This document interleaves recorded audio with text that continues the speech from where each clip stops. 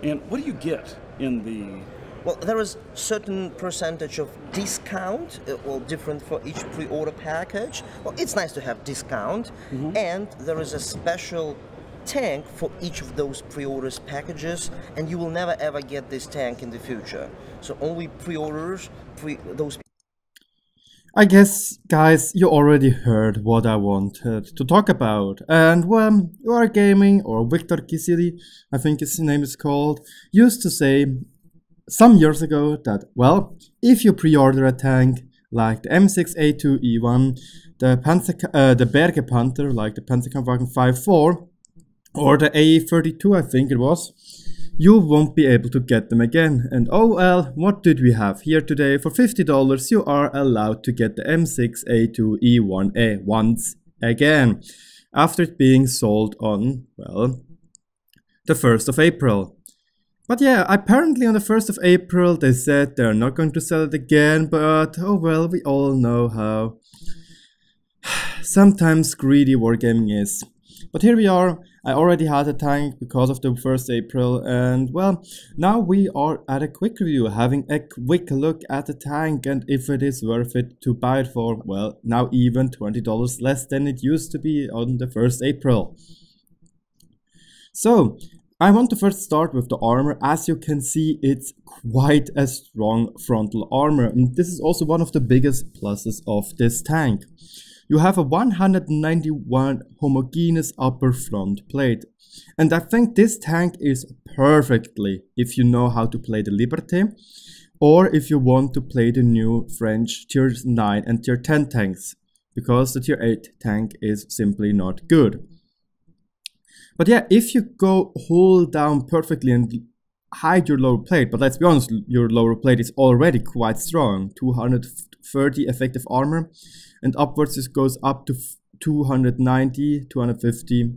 It's quite the strong value. But you will get here a small little weak spot down here. That's good to know. It also can happen to you in a Track Panzer 100. Otherwise, your roof is really weak, to 25mm of armor, but if you're hold down, this will not be a weak spot as well. Sadly enough, it's in an out of bounds angle, and the cupola is really small to hit. Otherwise, the turret is quite strong, the gun mantlet is impressive, but around the turret and around the gun mantlet there are some spots which are only 230mm thick, so people which are shooting gold ammunition into your gun mantlet have a decent amount of chances to penetrate you. Otherwise, again, as soon as somebody is standing above you, they can easily shoot into your roof, and they will most likely have an auto pen. Otherwise, the upper side armor is quite meh, 66mm. It could be a little bit better, but you should not be side scraping, as you will expose this flank here. And the lower part is also not that good. It's 66mm again, but it can have quite some nice spaced armor from the track links. And the back, it's 51mm thick, between or rather 25 on this upper part, so it is quite vulnerable to artillery fire. But now let's move into the game and have a look at how this tank performs and the pros and cons. So as you can see, we are on the Himmelsdorf map, and in the first few minutes or seconds I was actually quite sleeping. But yeah, the pros of this tank are, as we already discussed, the strong frontal armor. Plus it has a decent mobility. The mobility is in my opinion decent as well. It is 29 kilometers top speed is meh, yes, but it accelerates rather quickly. It has a decent amount of horsepower. As you can see, we are Speedy Gonzalezing our way away, our way away from the T26E4. So, as you can also see, or before see, we have 10 degrees of gun depression, which can be a magnificent tool to work with. Plus it has special matchmaking, meaning that such games are, well, the most of the time, which can be good, but this game in particular was actually good, as there didn't have any super heavies, like a Type 4 heavy or an E75 or a Mäuschen. So yeah, it was actually pretty darn good, and as you can see, decently aimed in we will get a nice little cupola shot onto the 1-to-1. And this is also a little bit of a problem. The lower plate, yes, it is or tends to be also strong, but Udes has 288mm of APCR penetration. That's not a big problem.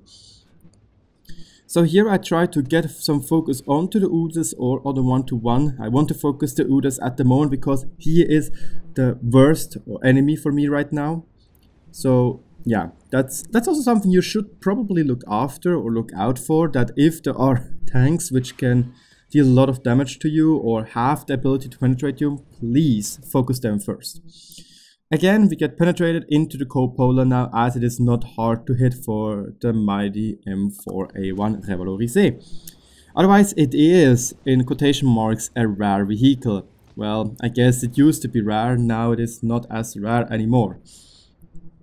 With a heavily invested crew with brothers in arms and one fusion skill at 100% and the other one at 80%, plus optics, plus vents, you will have 445 meters and more fusion, which is absolutely great.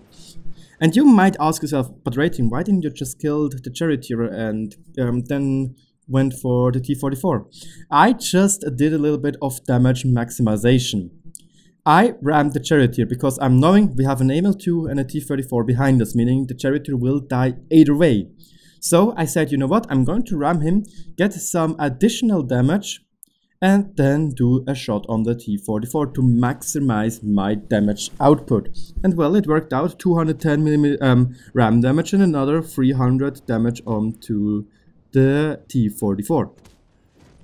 And a nice D-track shot plus the burn. Sadly, the Emil, well, took the kill with his autoloader.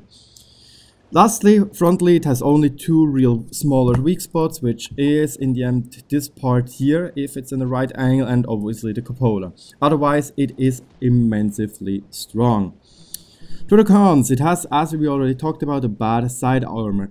66mm won't hold off anything, so side scraping is also not a good idea either. It has a very weak roof, already talked about, and it has a bad DPM. You have 9.86 seconds reload time. The Chrysler GF has around 8 seconds reload time, so yeah, that's a huge difference. The Liberty also has a better, what's it called, DPM. Here we got rather lucky, we used the auto aim and we hit the M53, M55 for another decent 328 damage. And one of the two more cons are related to the gun. Meaning, or most notably being, its bad penetration. And this is also why the Chrysler is such a hated tank, as it needs to shoot a lot of gold shells. The gold shells are decent, 245mm of penetration, but yeah, it could be better, let's be honest. 198mm of AP penetration, it won't win you the prize for the best gun. It's, I think, one of the worst tier 8 heavy tanks penetrations, tied obviously with the T-32. And we all know that many people don't like the T-32 when it comes to gun stats. Otherwise, we have the accuracy. Man, oh man, my voice lately. Oi, oi. And the accuracy is 0.42, which is also super not good, and well, a lot to be desired for.